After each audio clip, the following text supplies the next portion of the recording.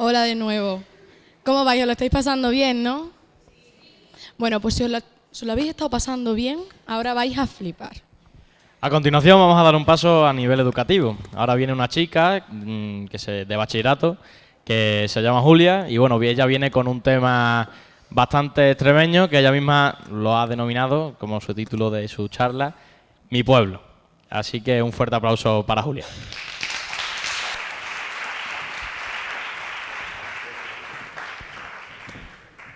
Hola, mi nombre es Julia. Si os digo que soy de Malcocinado, ¿qué es lo primero que pensáis? Que cocináis muy mal. Sí, eso me suponía. Os propongo que me acompañéis en un viaje por la historia, por la lengua y, sobre todo, por mi apreciado y maravilloso pueblo. Y lo primero, llama la atención su nombre, ¿verdad? Malcocinado. Os propongo, y si os parece bien, que me acompañéis en un viaje por la historia y, sobre todo, y empezaremos contando algunas de las leyendas que cuentan el origen y el porqué de su nombre. Una de ellas relata la existencia de una posada de bandoleros, situada en la que hoy en día conocemos como la calle del Berro, que era visitada frecuentemente por un tal Malcocinado. De ahí derivaría fonéticamente el nombre de Malcocinado. Por otro lado, y según otra de las leyendas, ese mismo nombre, Malcocinado, se atribuye también a un cacique, supuestamente fundador del pueblo, y al que se debería su nombre. Sin embargo, la realidad es, o parece ser, más prosaica. Si cogemos una enciclopedia cualquiera y buscamos la palabra Malcocinado, encontraremos que antes de la entrada que corresponde a mi pueblo, hay otra que dice: Malcocinado, lugar de la dehesa en el que se depositan los restos de las reses muertas. Si además tenemos en cuenta que el origen del pueblo era una cortijada dependiente de Guadalcanal, no es de extrañar que este sea el verdadero origen del nombre del pueblo. Y aprovecho también para desmentir aquella que seguramente alguno de los presentes hayáis escuchado alguna vez. Cuenta cómo un rey pasó por allí y al pedir de comer para él y sus huestes, le fue servida una comida de muy mal sabor, a lo que se le sumaba que estaban cerca de una fosa de reses muertas, la cual desprendía muy mal olor, por lo que el rey exclamó: «Esto está muy mal cocinado», y de ahí vendría el nombre. Pero vaya, ni que decir tiene que esta leyenda es muy poco creíble. Y, por cierto, ¿saben cuál es el gentilicio de mi pueblo? Malguisados. No, no es malguisado, como se suele decir en tono de guasa por los pueblos cercanos. La forma correcta de llamar a los habitantes de mi pueblo es malcocinadense. Ense es un sufijo bastante habitual en los gentilicios, como yerenense o villanovense. Otra terminación muy habitual es eño-eña, como berlangueño, azuagueño o granjeña. Las hay un poco más difíciles, como ejo-eja. Un ejemplo muy cercano lo tenemos en Campillo de Llerena, cuyos habitantes son campillejo y campilleja. Sin embargo, hay otro que es muy peculiar y que se da en muy contadas ocasiones, pero que también tenemos a nuestro alrededor. En Aillones, el gentilicio es pailón, una terminación única y que escasamente se ve. Profundicemos en este asunto y veamos alguna formación de gentilicio. De Aillones, pailón. De Letonia, letón. De Cabra, Cabrón. no penséis mal.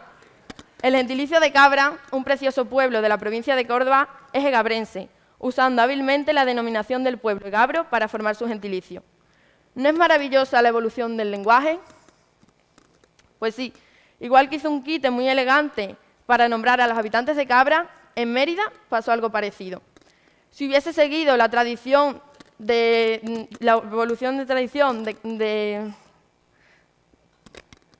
no. Perdonadme.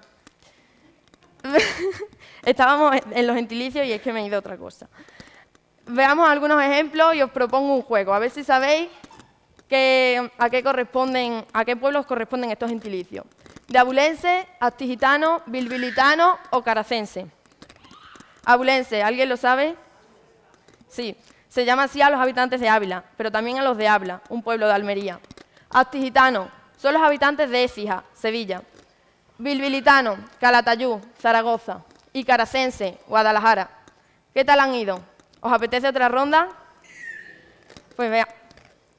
Chichilindri, ilipense, nazareno o numantino. Chichilindri, son los habitantes de Arroyo de la Miel, Málaga. Ilipense, Zalamea de la Serena. Nazareno, Dos Hermanas, Sevilla. y numantino, Soria, antiguamente Numancia. Y ahora sí, que me había ido antes, como hemos dicho antes, igual que fue un quite muy elegante para nombrar a los habitantes de Cabra, en Mérida pasó algo parecido. Si hubiese seguido la tradición del latín al castellano, Emérita Augusta pasaría a llamarse Emérita. Luego, perdería la vocal inicial para convertirse en Mérita.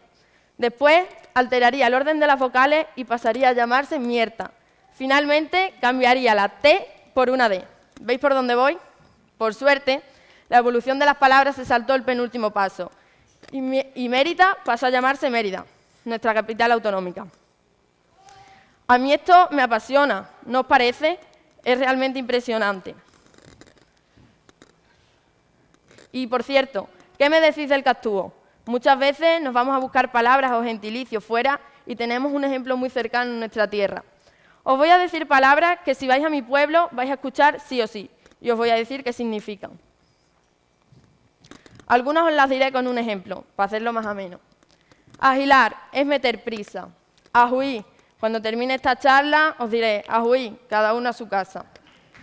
Aviarse es cuando, por ejemplo, voy de compra, me compro unas camisetas, unos pantalones y unos zapatos y yo digo, yo ya voy a aviar, ya voy lista. Bolindres son las canicas con las que jugamos de pequeña. Cagaluta son las heces de las ovejas. Chinchirigato, las ortigas. Chuchurrío, algo está flojo, arrugado. Empicarse, viciarse a algo. Enterragao, lleno de tierra. Jeder, o les falta. Jurrio es un tipo de insulto, como si yo voy por la calle con mi amiga, se cae y le digo, jaja, Jurrio, te has caído. Morgaño son las arañas. Relatar, lo que hace mi madre cuando dejo la ropa encima de la cama. Toparse, encontrarse con alguien. Y verdeo es el tiempo en el que se recogen las aceitunas de mesa. Y volviendo al hilo de mi discurso, se me plantea una pregunta. ¿De verdad marca tanto el origen el nombre de tu pueblo? Para comprobarlo, he hecho un experimento sociológico. Pero antes de eso, os voy a decir que estas palabras, algunas no aparecen en la RAE y otras sí. ¿Sabéis cuáles? Os lo digo. Hay 5 de estas que no aparecen. Son agilar, jurrio, chinchirigato, enterragao y morgaño. Aunque en honor a la verdad, morgaño sí aparece, pero con otra acepción. En Argentina, ratón de campo. Y bien es cierto que igual aparecen gracias a doña Asunción Gómez Pérez, azuagueña, catedrática en inteligencia artificial, madrina de nuestra aula del futuro y que ocupa el sillón Q minúscula en la Real Academia Española de la Lengua. Aunque también puede ser que no le haya dado tiempo a incluir estos vocablos, ya que dio su discurso de aceptación el pasado domingo. Y ahora sí, volviendo al hilo de mi discurso, os decía que se me plantea una pregunta, que si de verdad marca tanto el origen el nombre de nuestro pueblo. Y ya os he dicho que he hecho un experimento sociológico.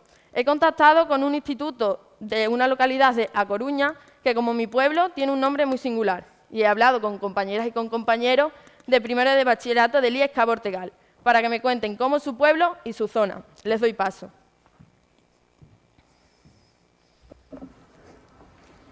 Hola, mi nombre es Javier Baliño y junto a mis compañeros y compañeras formamos parte de la clase de primero de BAC del IES Cabo Ortegal de Cariño, na Coruña.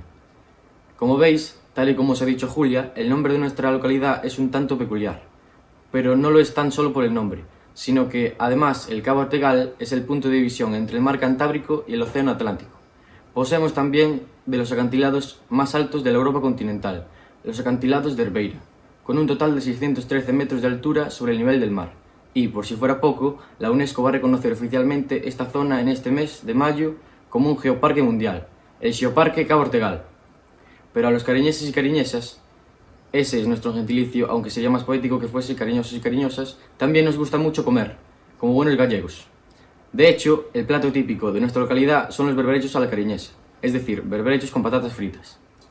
Pero seguramente también os sonará cariño porque en los inicios de los años 90 saltó a la palestra gracias al famoso José Tojeiro, aquel al que unas prostitutas supuestamente le echaron droga en el Colacao. Después de enumerar las bondades y particularidades de Cariño, solo nos queda decir que estamos muy orgullosos y orgullosas de haber nacido y crecido en esta tierra. Cariño siempre estará en nuestros corazones. Ya por último, haremos referencia a algunas de las palabras propias de nuestra zona. Por ejemplo, empleamos a menudo el verbo sabichar, que viene siendo un equivalente de cotillear o de procurar saber, tal y como su lexema indica.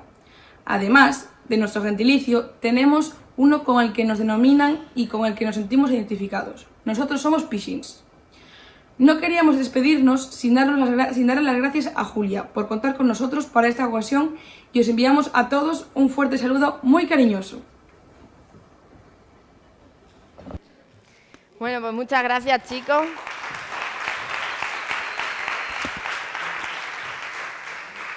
Una intervención bastante interesante y aprovecho para darle las gracias a ellos y a su profesor David, que ha hecho posible esta conexión. Y nada, tendremos que organizar una visita a Cariño. Y ahora sí, volviendo a mi pueblo, que como he dicho antes, para mí, el más especial del mundo. Por eso he pensado que lo voy a presentar haciendo uso de los 5 sentidos. Empezaremos por el gusto. En todas las casas cocinamos estupendamente, normal. Si trabajamos con nuestro producto gourmet, el aceite de oliva, que realza el sabor de nuestros platos y nos distingue en el arte culinario. ¿Cómo están esos repápalos con su caldito? Por otro lado, cualquier tarde es buena para merendar unos prestines o roscos de candil, acompañados de un buen cafelito, por supuesto. Y ahora sí, para completar esta experiencia, os pido que cerréis los ojos. Y por favor, no os durmáis, que después del aperitivo y a estas horas... Venga, ya fuera de broma, por favor, cerrad los ojos y acompañadme en este viaje sensorial. Si la alergia no es problema para vosotros, eso que estáis oliendo no son churros. Viene de la fábrica de donde salen las mejores patatas fritas que jamás habréis probado. Y es que solo con imaginarlo no es suficiente. Tenéis que tener una bolsa a mano. Ahora vamos a aguzar bien el oído. No es que suene nada. Así es como suena la auténtica tranquilidad. Que en los meses de septiembre y octubre se alboroza con lo que todos conocemos como berrea. El sonido de los ciervos en celo llena el aire y nos permite una conexión única con la naturaleza. Ahora, de la industria textil no podemos presumir. Por eso empleamos el tacto en mantener nuestro pueblo en completa armonía, preservando el encanto de sus calles y plazas y creando un ambiente acogedor y agradable para todos los visitantes. Y ahora sí, os pido que abráis los ojos y apreciéis las sorprendentes vistas de las que gozamos. Desde nuestro cerro más alto, más popular, Las Pajareras, avistamos pueblos vecinos, como Bazuaga, Granja de Torrehermosa, Llerena, Fuente del Arco o la Sierra de Hornacho. Desde pocos sitios se puede apreciar bien la unión entre Campiña Sur, Sierra Norte de Sevilla y Valle del Guadiato de Córdoba. Acabamos de completar una experiencia única e inolvidable haciendo un uso excepcional de nuestros 5 sentidos. Un viaje que solo es posible recuperar si mantenemos intacta nuestra memoria. Y como esta puede deteriorarse, tenemos la suerte de contar con una tradición oral muy importante, que se transmite de generación en generación, y también contar con escritores y escritoras con muchísimo talento, que dejan constancia de las vivencias de nuestros antepasados, de nuestras costumbres y de lo que acontece en nuestro pueblo. Y ahora retomo la pregunta inicial. Si os digo que soy de mal cocinado, ¿qué os sugiere? Una mañana temprano con el olor a jara, un paseo por unas calles llenas de historia, sentarse en una terraza a degustar una buena caldereta, disfrutar de un descanso reparador en la tranquilidad más absoluta o escuchar la berrea al caer la tarde. ¿Se os ocurre un plan mejor? Seguro que no. El pueblo de donde eres siempre te marca e influye en tu personalidad. Si además se une que tiene un nombre tan peculiar, te infunde un carácter único. Estoy muy orgullosa de ser malcocinadense y estamos deseando recibiros. Buenas noches y muchas gracias. Nos vemos en Malcocinado.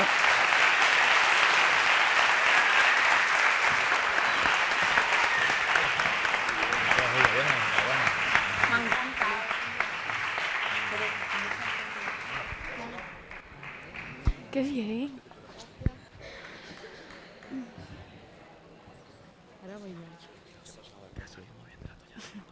Me ha encantado. Además, con lo curiosa que soy yo y con lo mucho que me gusta mi tierra, ¿verdad?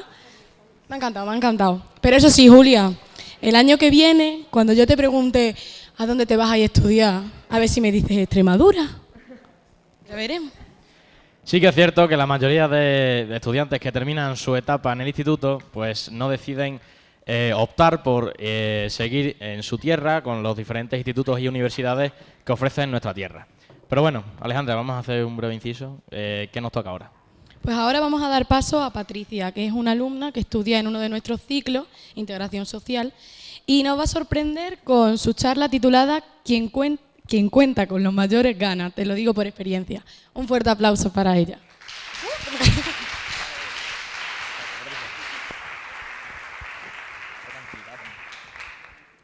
Buenas noches. Como bien han dicho mis compañeros, soy Patricia, alumno del ciclo de grado superior de Integración Social.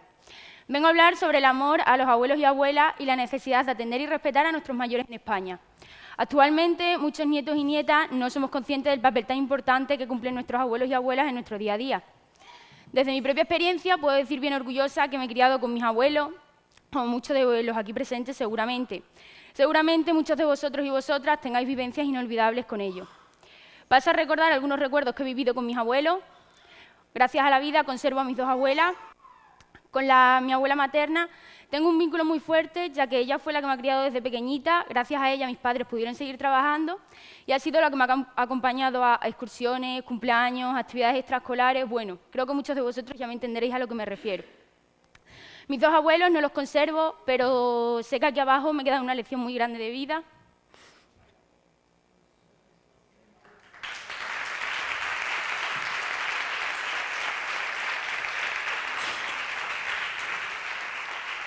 Y sé que este día, estén donde estén, me van a estar acompañando y seguramente estén muy orgullosos de mí. Quiero hacer hincapié en muchos términos que seguro muchos de vosotros y vosotras os suenen. Por ejemplo, el término de edadismo. No es más ni menos que el prejuicio que tenemos hacia las personas mayores. Nos pensamos que las personas mayores, cuando se jubilan, no tienen nada que hacer con su vida, no valen para nada y por eso se jubilan. Eso, como bien sabéis, no es así. Las personas mayores y las personas jubiladas pueden llegar a tener la misma vida que tenemos muchos jóvenes, incluso mejor. Muchos de ellos gozan de una calidad de vida estupenda y tienen una vida muy activa, incluso mejor que nosotros. Claro está que no todas las personas tienen el mismo estilo de vida, como tampoco lo tenemos los demás.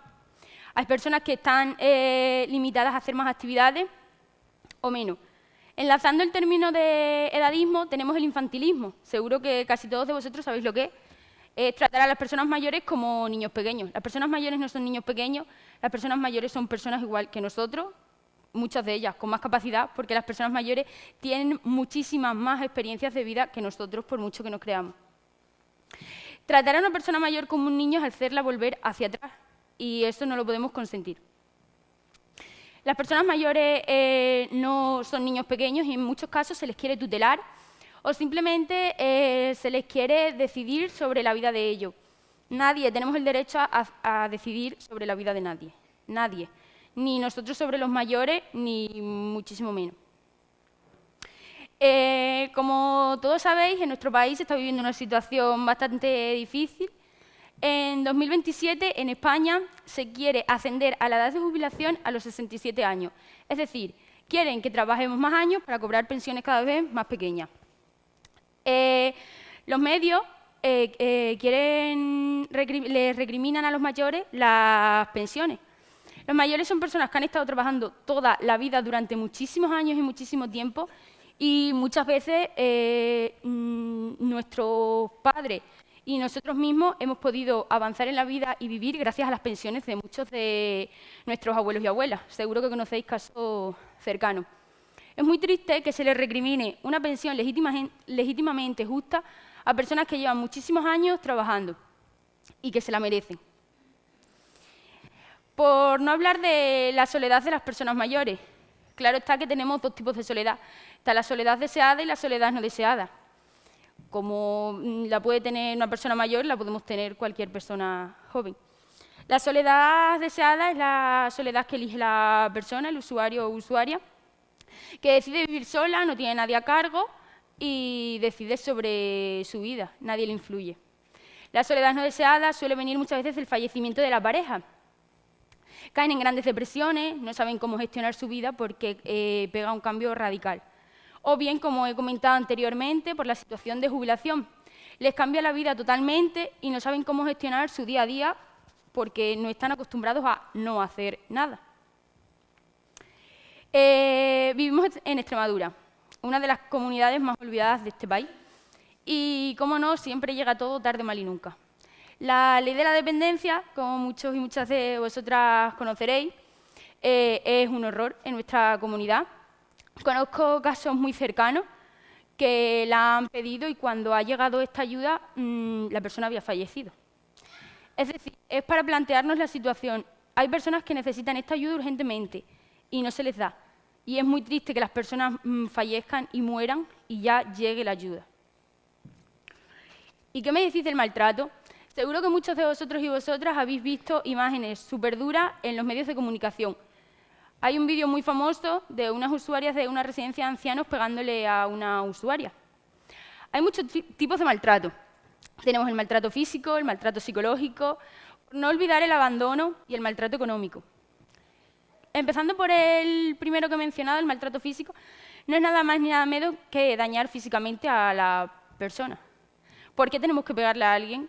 ¿Porque no nos obedece? ¿Porque es más lenta para hacer las cosas? No tenemos derecho a dañar físicamente a ninguna persona. Por no olvidar el maltrato psicológico, no es menos importante. Le damos muy poca importancia a la salud mental y la necesita muchísimo. Las personas mayores, tratamos a las personas mayores como si fueran pequeños, como he dicho anteriormente. Se les insulta, se les dice que no valen para nada. Las personas mayores valen más que muchos de nosotros, porque como he dicho anteriormente, tienen muchísimas más experiencias de vida que nosotros. Yo, como técnica en el ciclo de grado medio de personas en situación de dependencia, realicé mis prácticas en una residencia de mayores. Y no viví escenas de maltrato físico, pero sí de maltrato psicológico. Es muy duro porque nos pensamos que insultándolos o menospreciándolos no le estamos haciendo daño, porque total, pues no le estamos pegando. Pero sí, el daño lo sufren, y esto es real, y yo lo he vivido. Como he dicho antes, no podemos olvidar el abandono. Las personas mayores son mayores, han vivido, pues bueno, ahora te buscas la vida. Seguro que muchos de vosotros y vosotras en residencias de ancianos habéis visto situaciones como siento a la persona ahí en la silla, no se puede mover, no hace nada, pues ahí toda la tarde hasta que llegue la hora de la cena o hasta que la tengamos que acostar. Es muy triste apartar a una persona a una esquina, que esa persona pase horas, horas y horas sola y solo, porque eso se vive y es una realidad. Sin olvidar el maltrato económico. Nos hacemos protagonistas de sus pensiones, de lo que han ganado en su vida y en su día a día, y que lo tienen más que ganado. Las personas mayores, como son mayores, no pueden viajar, no pueden seguir estudiando, ya han disfrutado. Eso es mentira. Las personas mayores tienen el mismo derecho a viajar, a disfrutar, a estudiar, a formarse que nosotros. Es su dinero y se lo pueden gastar en lo que quieran, hasta el día que fallezcan, como cualquiera de nosotros y nosotras. De ahí quiero hablar de otro tema, que es la marginación tecnológica. Es verdad que la tecnología es un término muy moderno y que avanza día a día. ¿Por qué las personas mayores no se pueden seguir formando? ¿Por qué no pueden investigar sobre la tecnología? Es muy cruel que se les recrimine y no se les deje avanzar y aprender. Simplemente las personas mayores, muchas de ellas, solo piden saber mandar un simple WhatsApp o saber navegar por Internet. No nos ponemos con ellos ni con ellas a enseñarles, porque bueno, son mayores, ¿qué vas a saber tú? ¿Qué vas a aprender? Eres muy lento. Bueno, pues seguramente que no todos seamos perfectos en todos los ámbitos de la vida. Son personas que se han criado en otra generación, en otra época, y no estaba la tecnología tan desarrollada como nosotros. Quizás dentro de 50 años yo tampoco me sepa manejar en todo lo que haya modernizado y haya pasado durante todo este tiempo. Los dejamos a un lado porque ellos no tienen que aprender, ya te lo hago yo, ya te mando yo el WhatsApp y tú pues no te preocupes de nada. Sin olvidar la situación de los bancos que se está viviendo hoy en día. Los bancos han cambiado. Las personas mayores, muchas de ellas, no saben utilizar los bancos. O como yo, por ejemplo, vivo en un pueblo pequeño del norte de Cáceres y en muchos pueblos cercanos al mío se han eliminado los bancos. Es muy triste que las personas mayores se tengan que mover de su localidad para realizar gestiones, cuando la mayoría de ellas no disponen de un vehículo propio y tienen que estar dependiendo de gente o de familiares cercanos. ¿Y la pobreza y la crisis? Seguro que muchos de vosotros habéis visto a personas mayores en la calle. Se les recorta las pensiones, se les recrimina, cuando han trabajado muchísimo tiempo durante su vida. Es muy triste las situaciones que podemos llegar a ver, sobre todo en las grandes ciudades. Personas mayores en la calle, tiradas en cartones y sin comida. O pagan alquiler y casa, o pagan comida, pero muchas veces no les llega para las dos cosas. Como he dicho anteriormente, seguramente hayáis visto a alguien en la calle. De ahí también quería meter el término de desprotección jurídica. No es más ni menos que utilizar la vulnerabilidad de este colectivo para robar o simplemente un tirón de bolso a una persona mayor. Ya no es lo que le haga ni lo que le robe, es el susto que se puede dar esa persona. Se sienten débiles y frágiles a la hora de salir muchas veces por la calle y se sienten con miedo.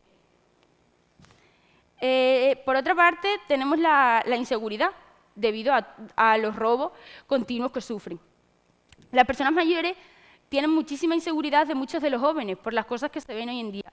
No le tenemos respeto a nuestros mayores y cada vez menos.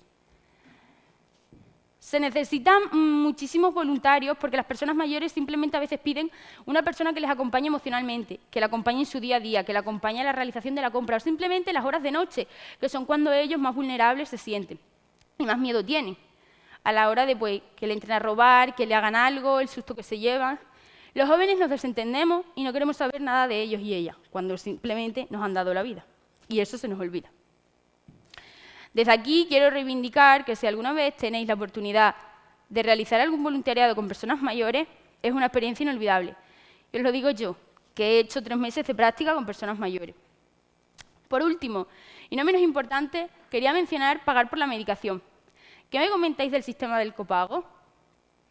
Antes pagaba un porcentaje de la seguridad social y otro porcentaje el jubilado o jubilada. Esto ha cambiado. Conozco casos muy cercanos que las personas no tienen para pagar medicamentos prescritos por su médico.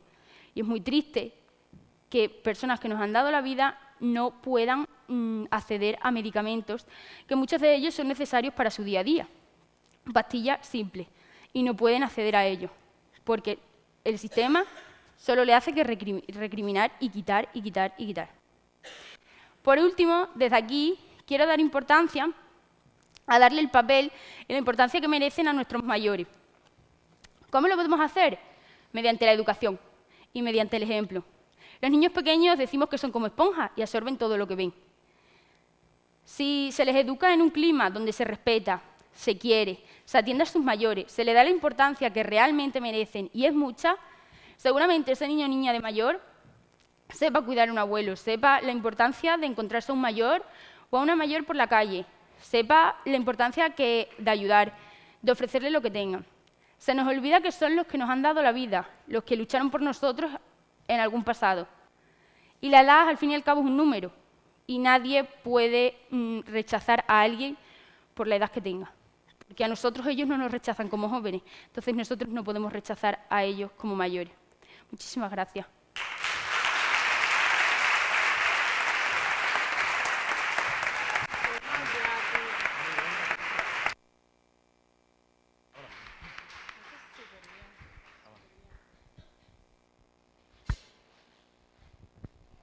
Qué importantes son los mayores y qué poca importancia se le da en la sociedad hoy en día. Pero bueno, seguimos. Para finalizar, hoy está con nosotros un oriundo de Malcocinao, nacido en Madrid, que vivió en Centroamérica durante una década más o menos como cooperante. De ahí que llevó consigo un amor por la literatura hispanoamericana y también una colección de historias por contar. Además, entre sus 15 y 20 años, fue uno de los creadores del Club Juvenil de Malcocinado, una gran iniciativa considerando la época, y un lugar muy exclusivo en el que solo podían entrar, no podía entrar cualquiera. Actualmente reside aquí en Azuaga, donde combina la escritura con la educación. Es miembro de la Asociación de Escritores Entre Pueblos, que es una asociación que se creó aquí en Azuaga, y también ganó varios premios literarios y por las principales obras que ha publicado son Las Islas de Poniente o su último lanzamiento, La Corona del Mar. Y bueno, hoy está con nosotros para compartir sus ideas. Un fuerte aplauso para Julio Alejandre y su obra, su TED, titulado Las palabras las carga el diablo. Un fuerte aplauso.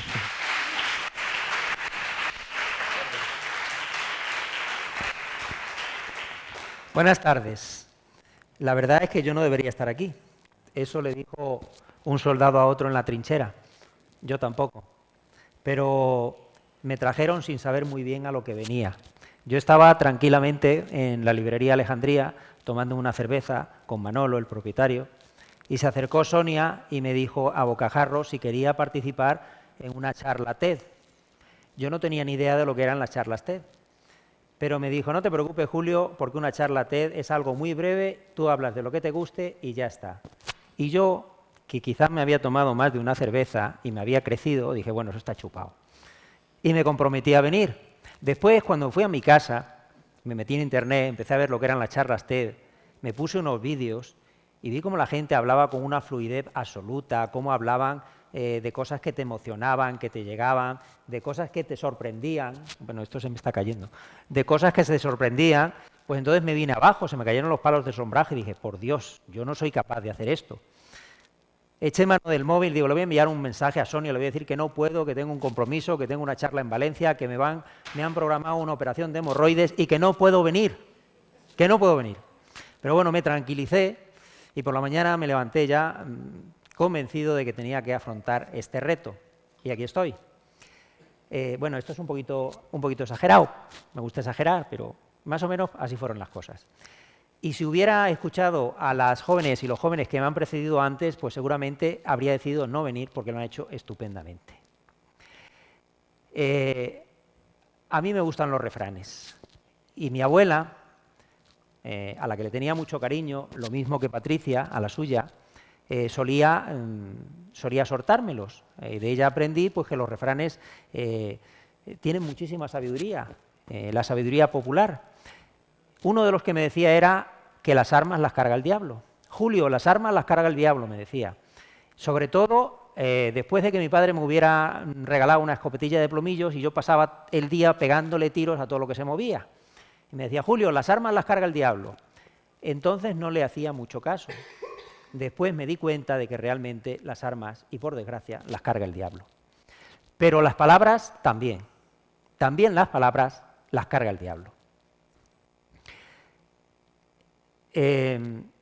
Por ejemplo, si decimos, bueno, las palabras y el lenguaje nos rodean constantemente, están a nuestro alrededor. No voy a dar una charla de lengua. A las 2:30 se acabó la jornada lectiva y tampoco me voy a meter en los planes del Departamento de Lengua y Literatura. Pero es cierto que las palabras nos rodean, están a nuestro alrededor como el aire que respiramos.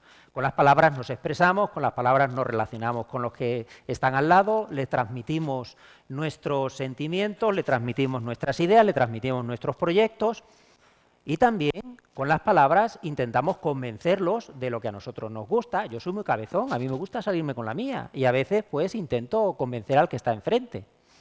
O intentamos persuadirlos de lo que a nosotros nos gusta o si damos un paso un poquito más allá, incluso hasta intentamos manipularlos para que piensen lo mismo que pensamos nosotros. Así que las palabras a veces llevan carga dentro, son un poco explosivas, son como un caballo de Troya a veces. América, ¿qué es América? Os pregunto, no me dejan muy bien ver la luz. ¿Qué es América? ¿América es un continente? ¿Quién está de acuerdo con esa afirmación? Por favor, ayudarme un poquito, ya que he venido aquí, que levante la mano. He venido un poquito obligado. ¿América es un continente? Bueno, ¿y si digo América es un país? ¿América es un país? ¿No? Bueno, yo pienso evidentemente que América es uno de los 5 continentes que conforman el globo terráqueo. Pero a mí me ha ocurrido, y seguro que a todos los que me estáis escuchando, haber oído a personajes en las noticias o en una película. A mí me gustan mucho las películas del oeste. Y hay veces que me pongo una película del oeste y oigo al protagonista que dice, yo soy de América, yo soy americano. O si la película transcurre en México y cruza la frontera, acabo de llegar a América. Y América, siendo un continente, sabemos exactamente al país al que se refiere. Cuando dicen eso, están refiriéndose a Estados Unidos. ¿Estados Unidos es América? No. Pero, de alguna manera, las palabras van cargadas de intención. Las palabras tienen un doble sentido. Tienen, como dije antes, dinamita.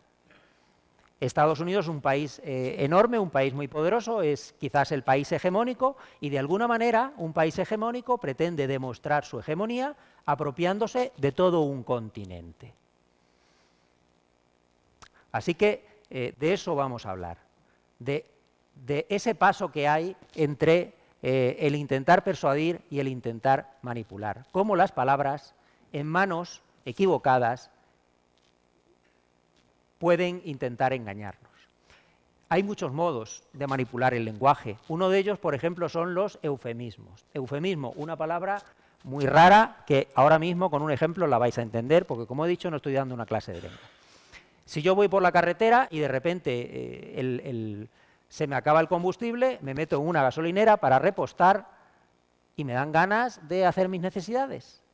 Y le pregunto al dependiente de la gasolinera que dónde está el servicio. No le digo dónde está el retrete ni dónde está la letrina, porque son palabras un poco escatológicas y quedan un poquito feas. Le digo dónde está el lavabo, dónde está el servicio, dónde están los baños, o si soy un poco fino le pregunto por el excusado o el WC.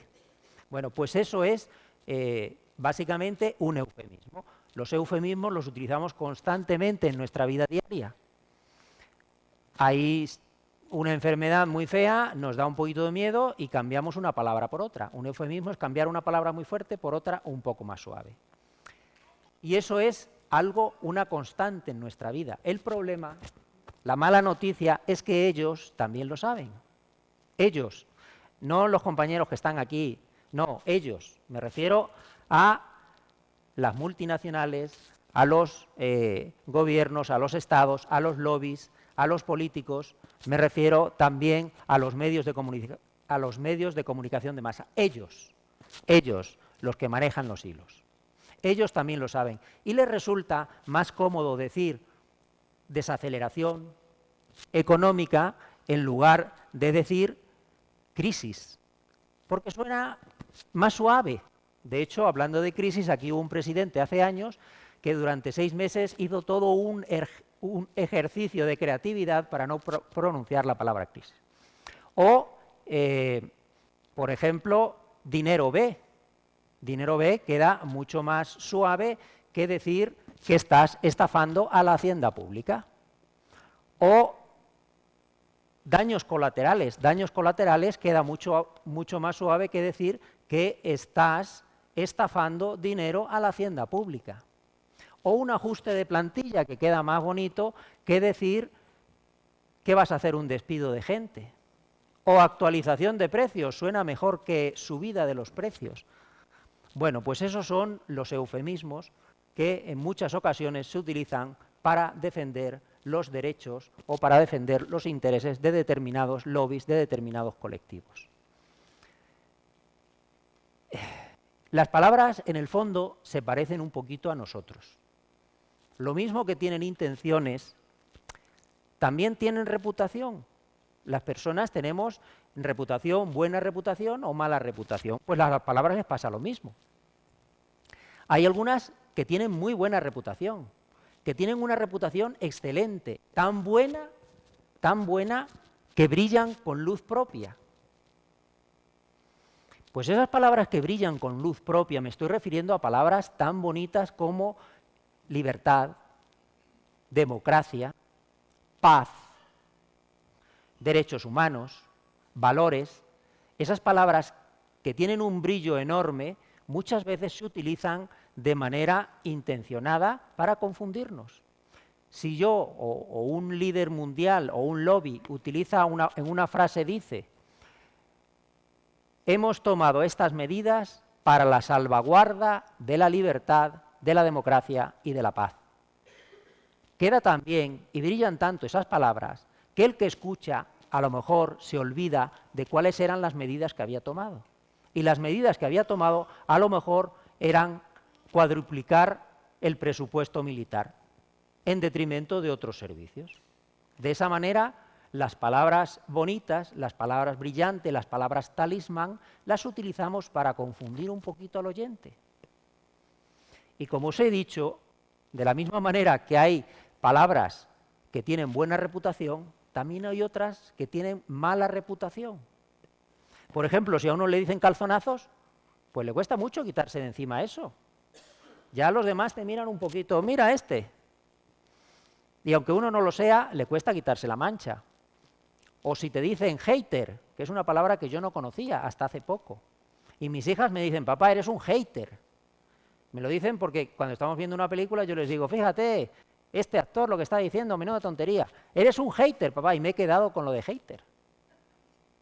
Pero hay otras palabras que que tienen una reputación todavía mucho más mala.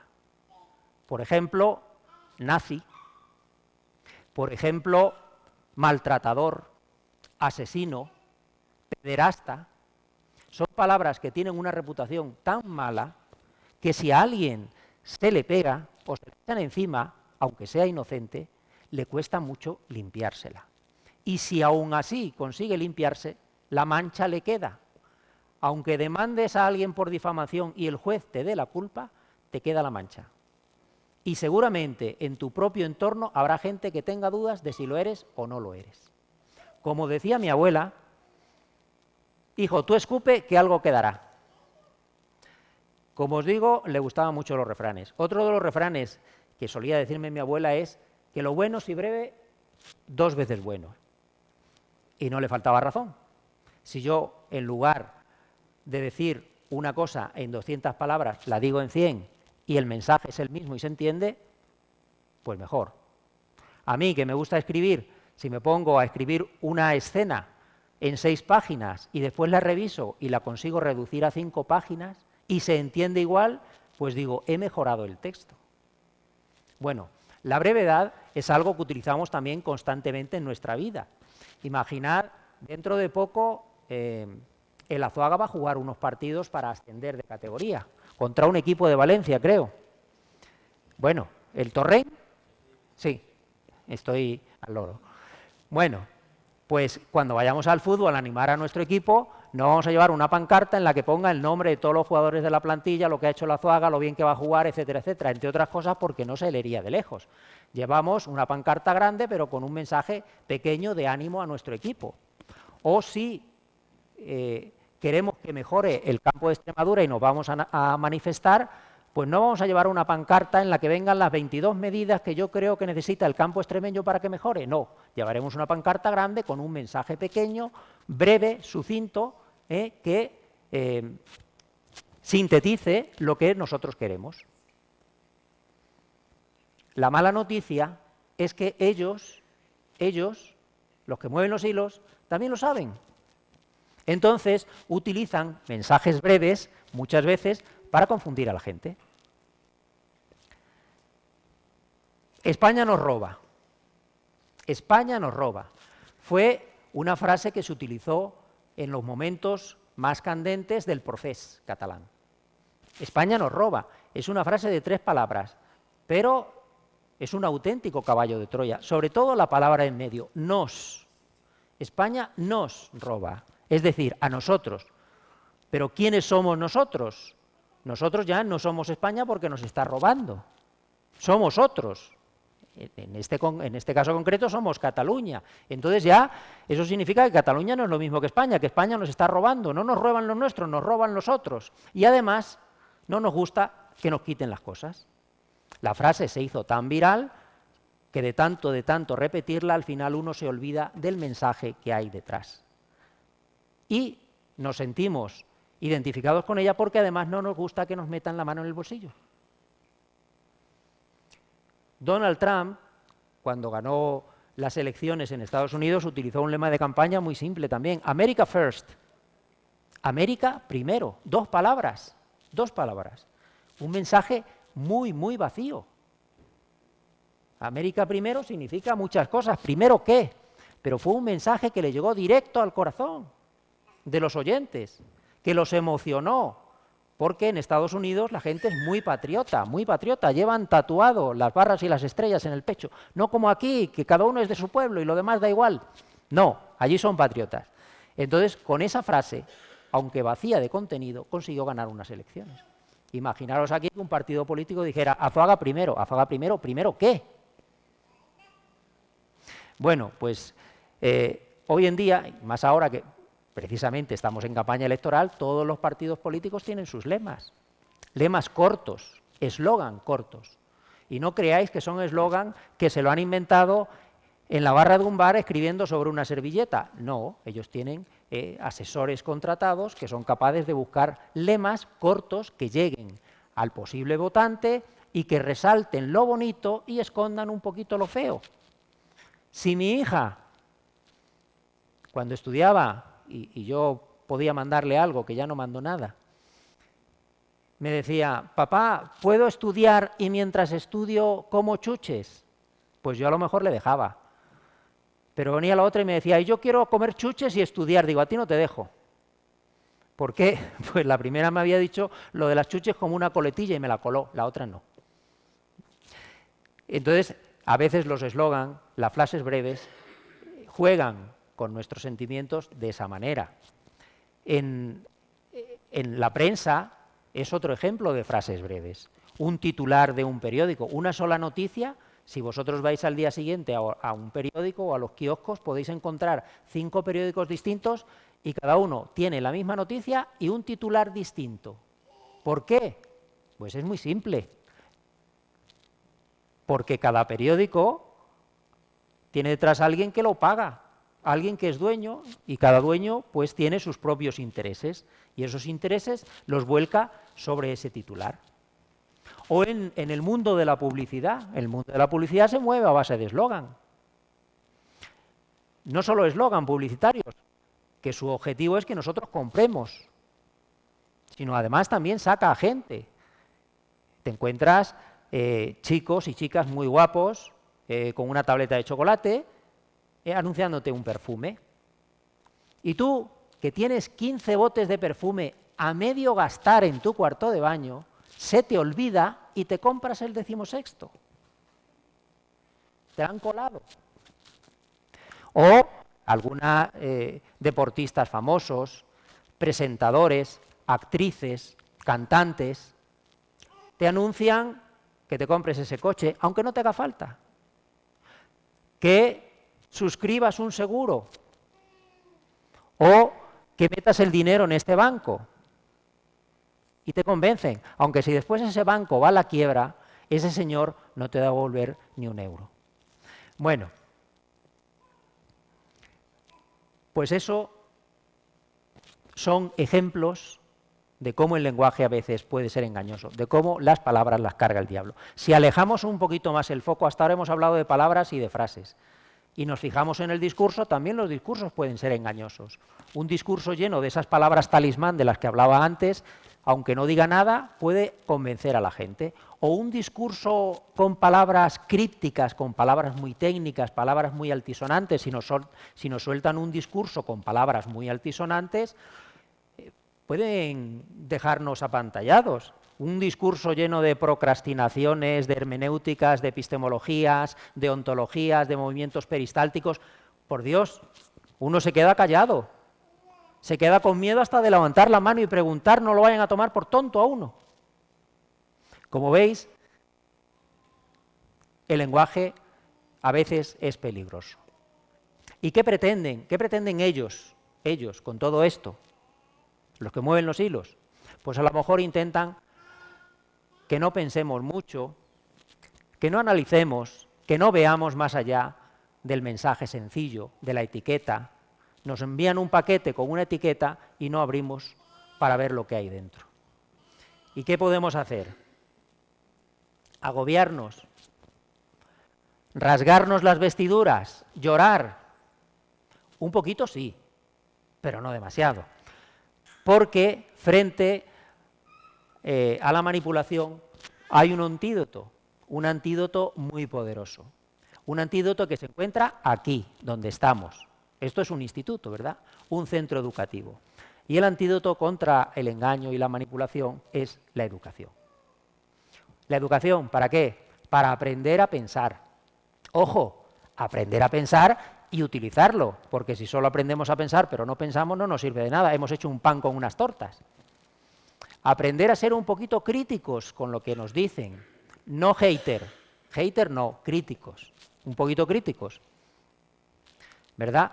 Estar al loro, estar un poquito al loro con todos los mensajes que nos llueven en esta sociedad de la información y la comunicación. Estar en guardia frente a los mensajes que pretendan manipularlos. Y sobre todo, ser capaces de cultivar los verdaderos valores del diálogo. Practicarlos y predicar con el ejemplo. Espero no haberlos aburrido. Muchas gracias.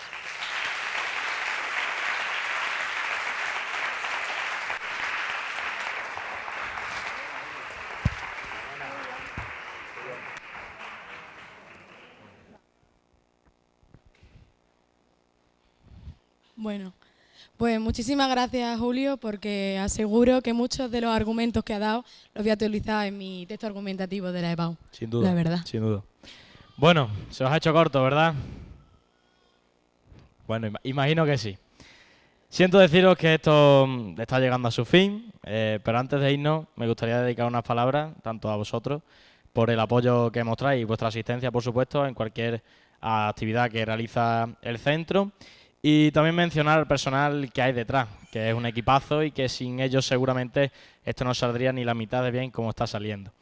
Es por ello que tanto vosotros como el equipo que hay ahí arriba, por aquí y aquí, un fuerte aplauso, por favor.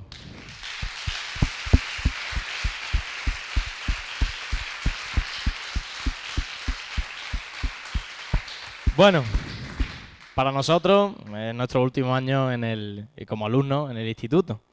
Pero estamos seguros que siempre que volvamos aquí al pueblo, el instituto tendrá sus puertas abiertas hacia nosotros y seguramente que nos recibirán con los brazos abiertos. Estamos orgullosos de por supuesto, haber formado parte de la familia del Instituto IES Benbézar.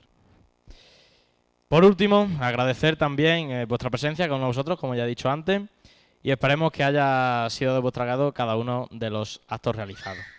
Mil gracias y larga vida al Benbézar. Yo soy Mario. Y yo soy Alejandro. Muchas gracias.